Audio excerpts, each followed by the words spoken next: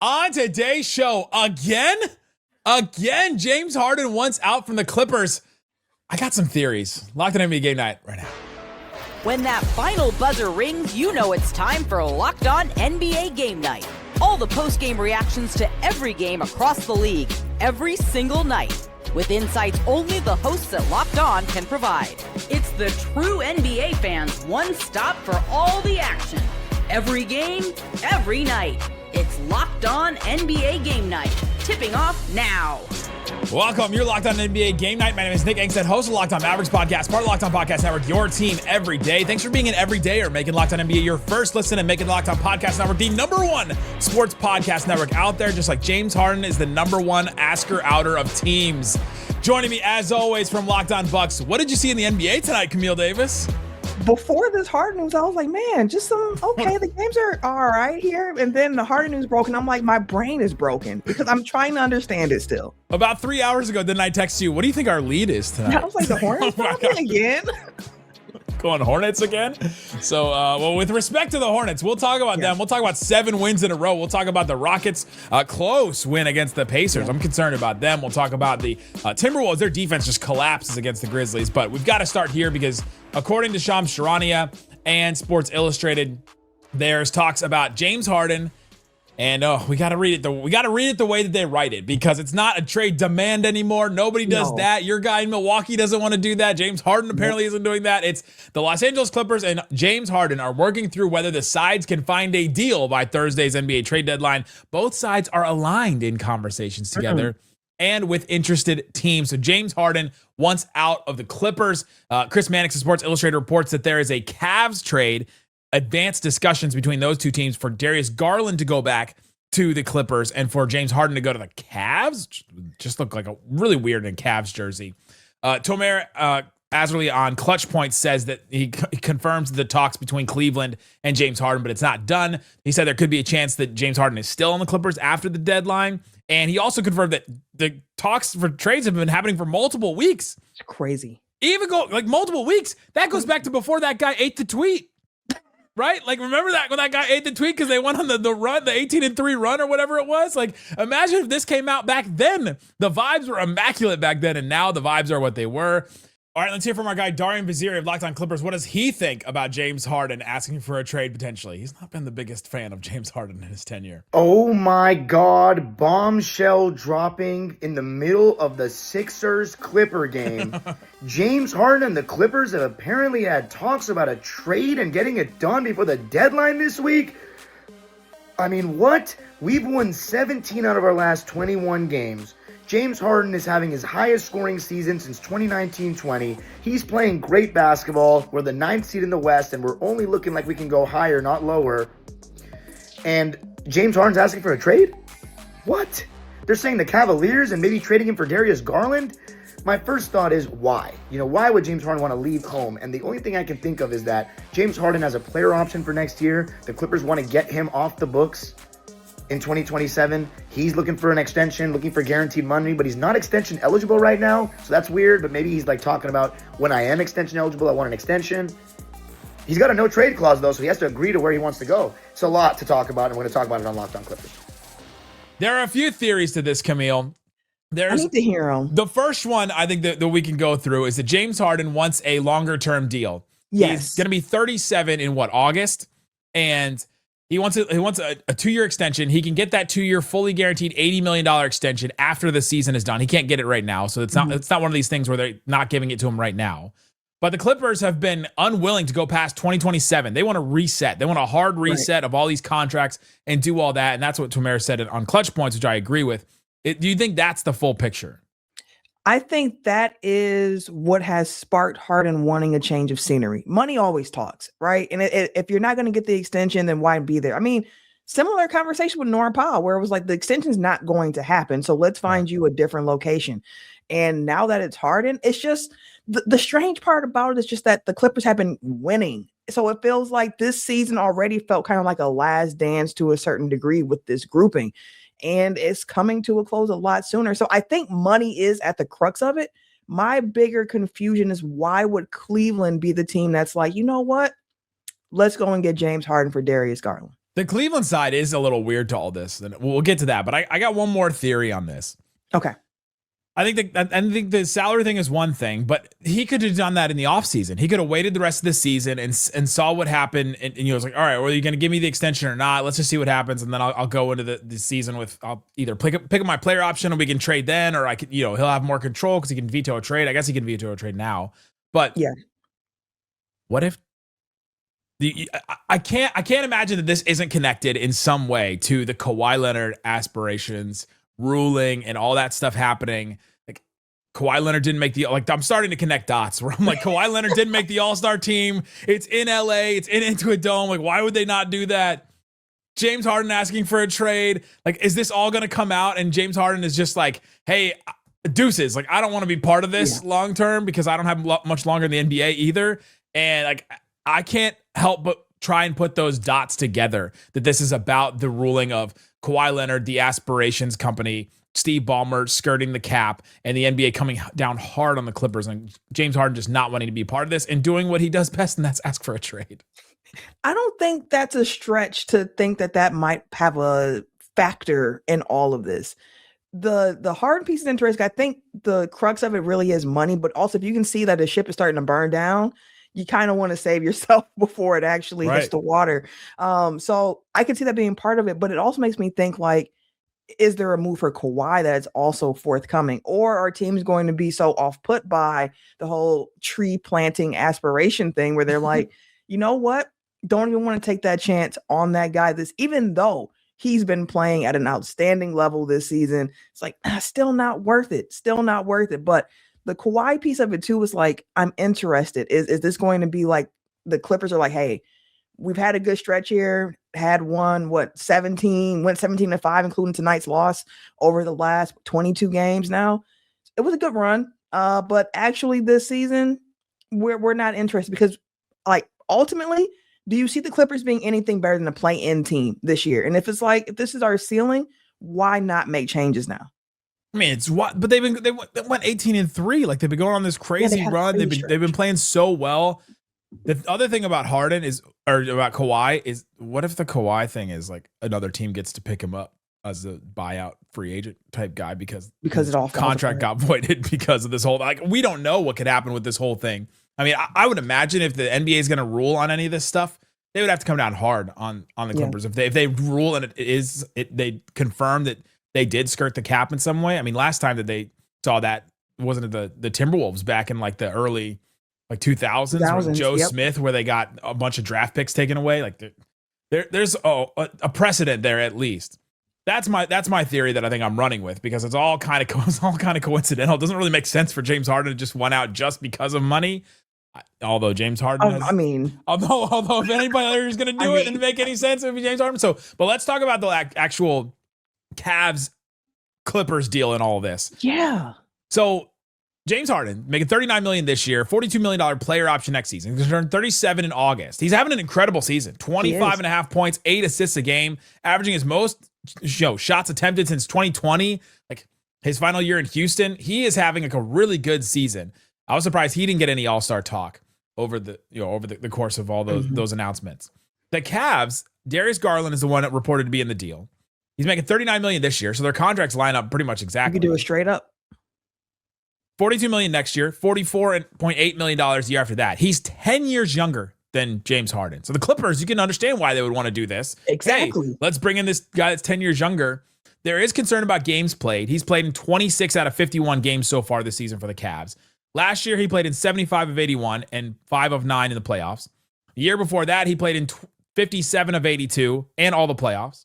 The year before that, he played in 69 of 82, 5 of 5 in the playoffs. So he's missed games, but not as many as you would think. Like not as many as the guy playing for the team that I cover right now, or the team, or the guy that plays for the team that played the Clippers tonight that we probably won't even talk about. Sorry, Dominic Barlow, incredible game, 26 and 16, but shout out to him. Probably won't even touch that one. Career night for him.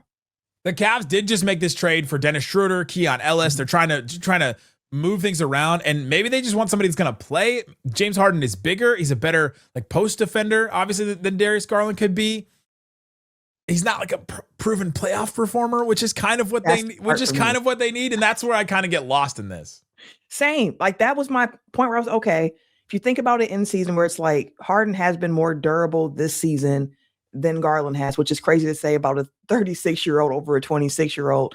But it's like, okay, maybe you can even argue that Harden will raise the floor in Cleveland when he is on the court. Maybe he can even argue like, hey, I think he can get the bigs involved in a way that you weren't able to see in the previous rendition of this team, with Garland and Spida being your backcourt, with Harden being able to get out there, get the assists. He still is averaging like 8 assists a game. So like maybe he's someone who can help unlock Evan Mobley to the next level, or Jared Allen, by getting them some easy buckets. But the problem in Cleveland has been not the regular season. It's been once you get to the playoffs. No one believes in Cleveland come playoff time.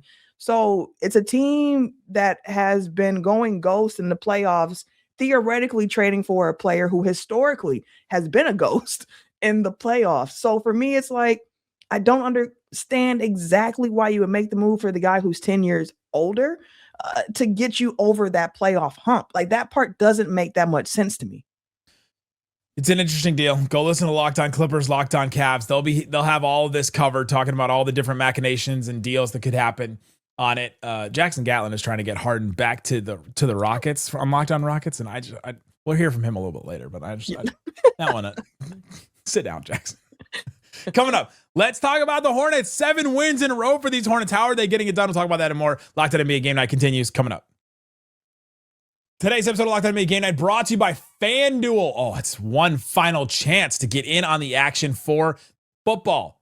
NFL season officially comes to a close next Sunday. This is Super Bowl 60. FanDuel is making sure you get right in the middle of it with a special offer just in time for the biggest game of the year. If you bet $5, you can get $200 in bonus bets if you win. Go check out FanDuel and see all the kinds of Super Bowl props.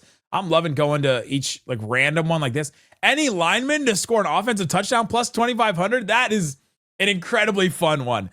Okay, you put down $10 on that, and you win $250 if a lineman gets a touchdown, and you're just having the time of your life as soon as a lineman on any team. Even if you're doing a happiness hedge and betting against your favorite team, you could do that. Both Drake May and Sam Darnold to complete 25 or more passes each.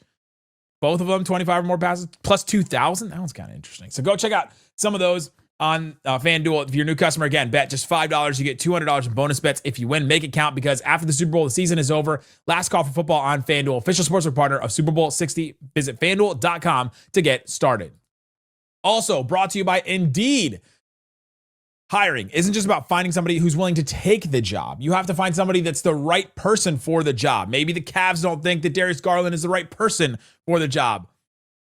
They should have used Indeed to find somebody more qualified than James Harden to lead them through a playoff run, though. But Indeed sponsored jobs can help you make the right move, because instead of hoping the right person just stumbles across your post, Indeed helps you match with qualified candidates that are quality by boosting your job listing to the right people who fit your specific criteria, skills, certifications, locations. They're trying to narrow down you and trying to find the exact workplace for you. Why don't you narrow down them and try and figure out the right people for you in multiple ways that you can? You can't go through every single resume. You've got to narrow down to the right ones. Here's a stat that says it all.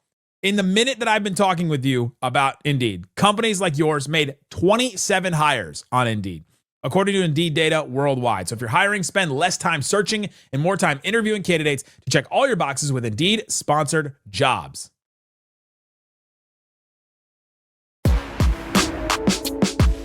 Thanks for hanging out with us on Locked On NBA Game Night. Being part of the show, part of the Everydayers. We've got the Everydayer Club that you can subscribe to. You get ad-free episodes of this show and all the other shows you can get access to.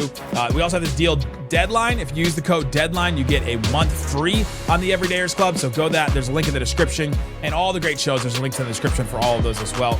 LockedOnMavericks.supercast.com. I believe it's LockedOnNBA.supercast.com as well.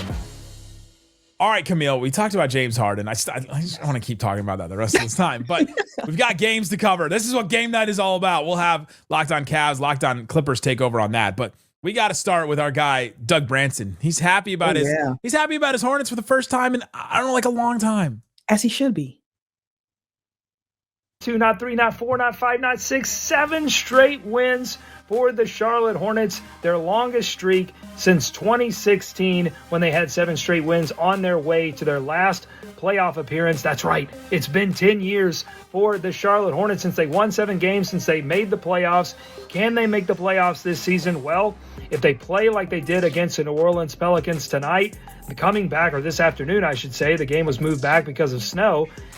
If they do what they did in a 22-point comeback, LaMelo Ball, scary collision with his own coach. He comes back, has his Rocky moment, blood coming out of his eye. He says, I don't care. I'm getting downhill. I'm scoring the basketball, and there's nothing you can do about it. If Brandon Miller continues to play like the NBA Player of the Week that he has over this streak, if they continue to get defensive performances that have allowed them to hold opponents to under 100 points in 6 of their last 9 games, then yes, absolutely, the Hornets can make the postseason, and they can actually do some damage this time.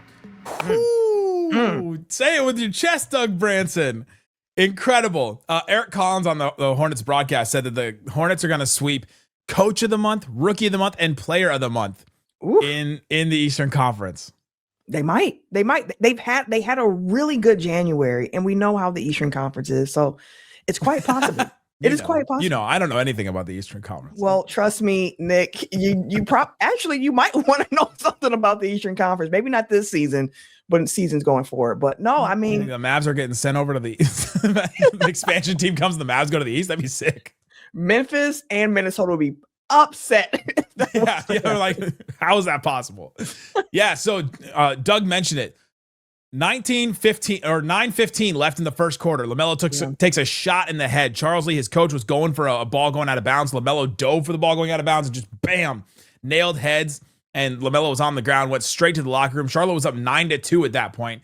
LaMelo came back out of the tunnel mid first quarter, ends up coming back in the game in the first quarter, which was great. The arena was silent when that happened, and then they were very excited when he came back. But then Charlotte goes down by 21 points. They were down 58-37 at the end of towards the end of the second quarter. They go on a pretty big run, and then in the third quarter they end up taking the lead back. And we just saw like the same thing we talked about last week. We had the Hornets last week where we were like, we got to talk about them because they've been this good, and they just continue to be.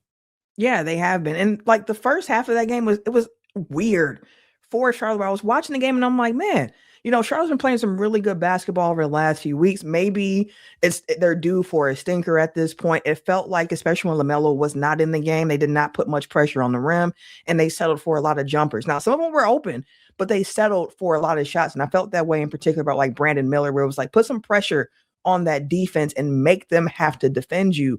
And then in the second half, you saw LaMelo kind of really leading that charge for them, getting downhill, spraying out. You saw Brandon Miller being a bit more aggressive. You saw the Hornets really start to rebound. Like Diabate, he didn't have any offensive rebounds in the first half. He had 2 like almost in a few minutes in the third quarter where you could really start to see them playing Hornets ball, because we know the Hornets turned the ball over a lot. They still did in this game, but they rebounded, they got downhill, they played together. And I mean, the Pelicans just couldn't make a bucket down the stretch either. In the fourth quarter, the drought was crazy for them, just not being able to score anything. So the Hornets took advantage. They scored 31 points in the second half. Terrible. The Pelicans, just absolutely brutal. You also mentioned the turnovers. The Hornets finished with 16 assists and 16 turnovers. Yeah, sounds like the Hornets. They passed to the other team just the same amount of time they passed to their own team. Wild.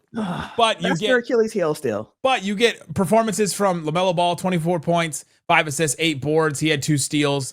He has 8 points in that run from the end of the second quarter to the end of the third quarter, where the Hornets go 39-19 against the Pelicans. Brandon Miller had a pretty good game. He had 8 points in that stretch, but he had 16 overall. And then we got to mention our guy. I'm going to make both. Grant Williams off the bench, 16 points, 9 boards. He hits 2 threes. Like, they brought Grant Williams in, trade from the Mavs, and now all of a sudden they're like, oh, he's been in and out because of injury, and now he plays a game. Yeah. And like, this is the kind of contribution you thought that Grant Williams would make on some of these teams that he's been on that he has not. This is probably the best game he's had since coming back from that injury. I would Celtics. Say. Yeah, like, and you said our guy. as a Bucks person, a former Celtic can never really be my guy. Fair. Grant Williams kind of broke my heart in the playoffs, so never my guy. But respect to him in this game, because in that first half, when the Hornets were struggling, he was one of the few guys consistently knocking down shots. It might have bounced around the rim 18 times, but it was falling for Grant Williams. Needed every single point. So it's good to see him have this type of game after all he's had to fight through to come back from that injury and kind of get his footing underneath him as well. The Hornets in the standings. Have you seen this? They move. 11? They are 10th in the standings now. They moved past the Hawks. They moved past the Bucks. Well, we knew they moved past the Bucks. The Bucks. They were 12th in the East every single day from November 7th to January 26th. The Hornets were. They won all those games in January, moved up one spot in the East. It's kind of incredible, like seeing that on Basketball Reference, where you can see like standings by date, and just seeing the Hornets in the 12th spot every single day from November 7th to January 26th. They went 11-6 in January and only moved up one spot. Yep, past the Bucks though, which yay! I'm team tank for the Bucks right now, so this is all good news. Go Hornets! Not Buzz too much. City. You can't too much because you got that pick of those weird like protections on it. Yeah, but the Pelicans are also so bad that That's true. either way, the pick's going to be decent for the Bucks. Speaking of the Pelicans being so bad, Jake Madison has some words for these boys. Pelicans blow a 22-point lead and lose to the Charlotte Hornets, and I'm pretty angry about this one. I'm Jake Madison, host of Locked On Pelicans. Look, I probably shouldn't be that angry. The Pelicans have 13 wins. They are a bad team. It really shouldn't bother me if they lose games, except they don't have a first-round pick. They scored 31 points in the second half against the Charlotte Hornets in a game that tipped off at 2 p.m. Central Time, so there was some weirdness to it. But still, this is a team with Zion Williamson, Trey Murphy, Herb Jones, and you score 31 points in the second half and blow a 22-point lead. This team has bigger problems, and I'm just wondering as we get to the trade deadline, are they willing to admit it? You have $30 million per year player, Jordan Poole, just sitting on the bench. Are they trying to trade him or not? This team seemingly is telegraphing they want to be competitive next year, and this is what you are? This trade deadline, the Pelicans just need to choose a direction. They need to decide, are you a rebuilding team? Are you a competitive team? And go make moves according to that. Truthfully, it should probably be rebuilding, but you never know what this team's going to do. I've got more over at the Locked On Pelicans podcast. Yeah, Jake knows what they're going to do, and a lot of times he doesn't like it. He doesn't want to admit what's going to happen next. I understand. They're going to keep all those guys. Yeah. When they traded for Jordan Poole in the first place, I was so confused. I was like, is that the move that they really think is going to help this team? And again, I've said it before, shout out Jordan Poole, 414. I respect Jordan Poole, but man, the production you've been getting from him with the contract, it just, if you're an NBA team, like I just don't understand why that's the move you would go and make in the offseason, especially with DeJounte Murray and some other guys you have on that team, even with the injury to Murray, but just tough for the Pelicans. The thing is, the Pelicans heard the follow-up question from that kid in the classroom that asked Jordan Poole about getting punched in the face by Draymond Green. So they heard the follow-up question. We didn't get to hear the follow-up question because the video cuts off, but the Pelicans did hear it. And so I think they got inside info, and they're like, maybe that mentality we shouldn't have on the court with us. Coming up. The Rockets have a mentality of crashing the offensive glass, but is it a weakness? We'll talk about that and more coming up. Locked On NBA Game Night continues next. Today's episode of Locked On NBA Game Night brought to you by TurboTax. Tax season doesn't have to take over your life like the Pelicans took over Jake Madison's life. Sad. This year, TurboTax make it easier than ever to just hand things off and move on with your day. They have this thing, TurboTax Full Service. You can have your taxes done for you by a trusted local expert, start to finish, without the stress or the guesswork. If there's going to be things you guess on, it shouldn't be your taxes. Don't just guess on things, write things in bubbles and forms and all that. You got to know how to handle all kinds of things. W-2, self-employed forms, the 1099s, the all kinds of stuff like that. They know how to do it for you, and they can help you get every deduction. Upload your documents, go about your day, get updates right in the TurboTax app. For a limited time, you can have your taxes done by a local TurboTax expert for just $150 all in. If a TurboTax expert didn't file for you last year, just file by February 28th. Take taxes off your plate and get back to your life. Visit TurboTax.com/local to book your appointment today at TurboTax.com/local.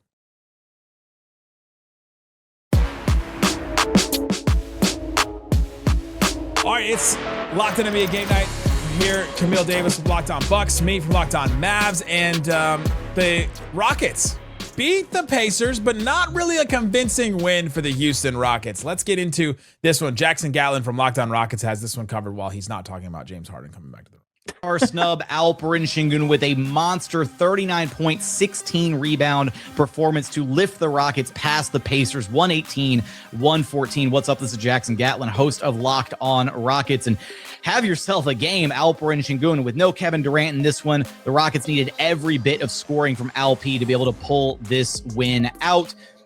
this was a back and forth affair. Neither team really able to create much separation. The Pacers had zero answer for Alperen Sengun inside. Didn't matter who was trying to guard him. He was getting whatever he wanted in the paint.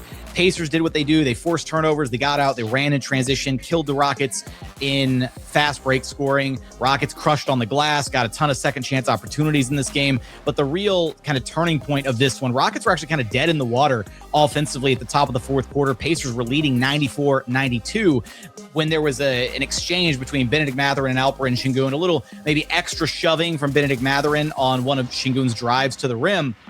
Sengun took exception and some offsetting technicals there. And then the refs, trying to clean things up, really tightened up their whistles the rest of the way. And the Rockets took advantage of that. They marched to the free throw line for 20 free throw attempts from that point to the end of the game. They shot 15 of 20 at the charity stripe in the fourth quarter. And they needed every single one of those points because they really weren't manufacturing a ton of great offense outside of that. Even at the end of the game, up 3, 117-114. We're done with Jackson. He gave us what we needed. This was a game of runs for the Rockets. The Pacers were up by 6 with like 3 minutes left in the second quarter. Then the Rockets went on this 27-9 run into the third quarter. The Rockets were up by 12, but then they gave the lead away. The Pacers took it back. They were up by 2 with 2.5 minutes left in the third quarter. The Pacers were on an 18-4 run at that point, and you got contributions from 27 from Pascal Siakam, 25 from Bennedict Mathurin, who we mentioned. Obviously, at the end of the day, the Rockets were too much for them. They had 19 offensive rebounds. They got their second chance points that they always get, but man, their half-court offense was brutal in this game. 91.4 offensive rating in the half-court. That's 34th percentile. That's really bad. 99th percentile on putbacks, which you expect. Like, they're incredible at that, but their half-court offense, especially without Kevin Durant, just looked brutal in a game like this. Truly. And to see them continue to attack the glass, though, without Steven Adams available for them as well is encouraging, because the offensive rebounds, the second chance points is a big way of how they operate with their offense. Well, you saw it last season. You bring in KD this year to help in half-court situations with no KD and also no Fred VanVleet. So you're just down ball handlers at this point. A real gutsy win for them. Like, Sengun did his thing. You could tell he probably felt a way about not being named an all-star. So they had to get this one out the mud. Like, for the Pacers side of things too, that you want to win the game. Of course, I think it was a good effort from the Pacers, and they've been playing really well at home over the last couple of weeks too. So I thought they were going to steal this one as well. But ultimately, when you get beat on the glass, let's see here, 56-33. Tough. That's hard to overcome. Just other teams getting that many more shot attempts than you, it's very hard to overcome. And the Pacers shot well, 49% from the field, 46% from 3. It's not like they weren't shooting the ball that well, and they're just getting a bunch of defensive rebounds, right? Yeah, that was wild. I did not feel good about this win for the Rockets, though. Did you? No, I thought the Pacers were going to have another upset. Like, we just saw them go into OKC and beat the Thunder. So we know the Pacers have it in them. It's just been a tough season injury-wise for them, so you don't really expect too much out of them in that sense. But it's a scrappy team, and if you're not ready to play against Indy, they can steal it from you. Shout out to Isaiah Jackson. I thought he had some good moments in this game. 6 points, 6 rebounds, 4 assists, 4 steals. Yeah. How many players in the NBA do you think have had a 4x4 game with steals this year? Not many. Maybe 1 or 2 outside of that. If even. Way more than I thought. 62 players have had a 4x4. Seriously? Yeah, I was shocked. I thought it was going to be like 5, 6, and it's 62 players who had a 4x4 with steals. Wow. Yeah, I was like, wow. That doesn't even count the ones with blocks. Like Wemby probably has a whole bunch. Oh, yeah. And it's 62 individual players, too, not like 62 times, which I was just shocked by. It's like so many. Okay, defense in the league. But 5 is the most by any player. So it's like it's like a bunch of different players have done it. But yeah, I was kind of surprised by that one. Last game of the night, the Minnesota Timberwolves fall to the Memphis Grizzlies. I'm concerned about Minnesota in this one, too. Let's hear from our guy, Ben Beacon. Was he as concerned as I am about the Timberwolves? The Minnesota Timberwolves fall to the Memphis Grizzlies by 9. The John Morantless Memphis Grizzlies on Monday night. I'm Ben Beacon, host of the daily Locked On Wolves podcast. This was a sluggish, somewhat disinterested performance early for the Wolves. They give up 36 first-quarter points to Memphis. Jaren Jackson Jr., the Wolves had no answer. He had 30 points on 17 shots. They sent him to the line 11 times. As the Timberwolves defense, perimeter defense and paint defense was bad for the second straight time against the Grizzlies. We saw the same thing Saturday. They ended up pulling out a win. And Jaren Jackson did not play Saturday. He played in this game, and he was really, really good. The Timberwolves offense finally came to the party. It was mostly Anthony Edwards and Dante DiVincenzo. Jaden McDaniels was awesome in this game. The Wolves trailed by just 4 late in the third quarter. But then isolation ball took over the Timberwolves offense, and it didn't go well. The Grizzlies got into the bonus very quickly in the third quarter, and they closed the third quarter on an 8-0 run of only free throws. And then in the fourth, the Timberwolves got down 20, made a push of their own, but then they missed 4 free throws in a span of about 3 minutes and never got closer than 9 points in the fourth quarter. Ultimately, Memphis winning by 9 as the Wolves broke their 4-game win streak at Memphis. Next up for the Wolves at Raptors Wednesday on trade deadline eve, the Timberwolves bench woes were exposed once again in this one. If they don't get Giannis Antetokounmpo at the deadline, could they make a move to shore up the bench, which desperately needs some additional offensive punch? It was like a jump scare. It was like a jump scare for you to hear Giannis's name in another.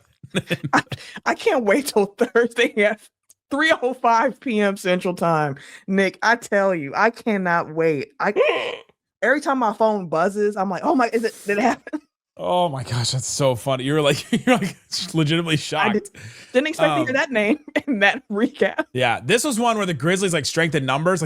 One of the things I was going to ask you last week we didn't get to is, are the Grizzlies the greatest team of all time at drafting or acquiring players like 7 to 12 in the order? Like they have the best like 7 to 12 players. Like it feels like every one of their Jalen Wells feels like that guy. Ty Jerome, Gigi Jackson, Cam Spencer, Vince Williams had a really good game in this one, 16 points, and he had 4 free throws that were pretty big in that run in the third quarter that got them the lead. Like it just felt like they have a bunch of guys on the bench too. You consider like Brandon Clark probably in that mode, like Santi Aldama. It's like they just have so many guys that are like would be incredible in like the 6 through 10 range for any other team.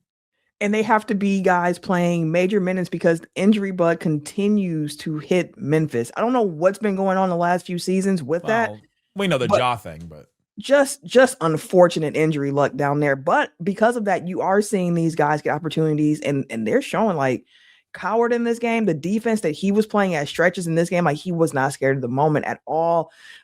Ty Jerome, his second game out here now for Memphis, like looked good in his limited time out there. Like you can see the idea of him being in this offense. So like there are glimmers. 19 points, 8 assists, like playmaking. Almost a point they need that. We were talking about glowingly about Cam Spencer earlier in the year, how much his playmaking was helping them because they just needed a point guard. Boom, Ty Jerome comes out of nowhere.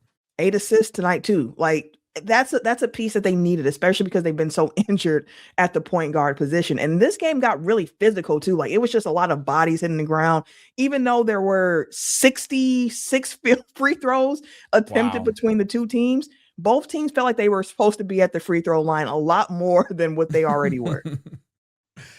Let's hear from Joe Mullinax, Locked On Grizzlies, what he thought about the win for his Grizz. The Memphis Grizzlies snapped a 6-game losing streak on Monday night, finding a way to knock off the Minnesota Timberwolves in what was a hotly contested offensive and foul shot-inducing contest. I'm Joe Mullinax of Locked On Grizzlies, and there were a lot of free throws in this game, and it was borderline unwatchable at times. But you know who had a good performance? Jaren Jackson Jr., who, in the unlikely event that it was his final game as a member of the Memphis Grizzlies in Memphis, really put on a show for the home fans, showing the all-NBA caliber player that he is. You also saw Ty Jerome continuing his point-per-minute pace, really displaying exactly what the Grizzlies and Jerome, to an extent, of course, saw in terms of his fit in the Tuomas Isolo offensive system. And you saw the young players, Cedric Coward, Jalen Wells, Cam Spencer, numerous young wings, Gigi Jackson, really putting on exactly what might have been this season. Now the question becomes, what will the Grizzlies be 72 hours from now? I don't know what the Grizzlies will be. I don't know what the Bucks will be. I don't know what the Mavs will be. I don't know what the Clippers will be at all. You can check out all those great shows, Locked On, insert team name. You can find that anywhere. Go check out that. And also check out the Everydayers. I did that again. And we can check out all these great shows happening all over the place. Guys, thanks so much for listening to Locked On NBA Game Night.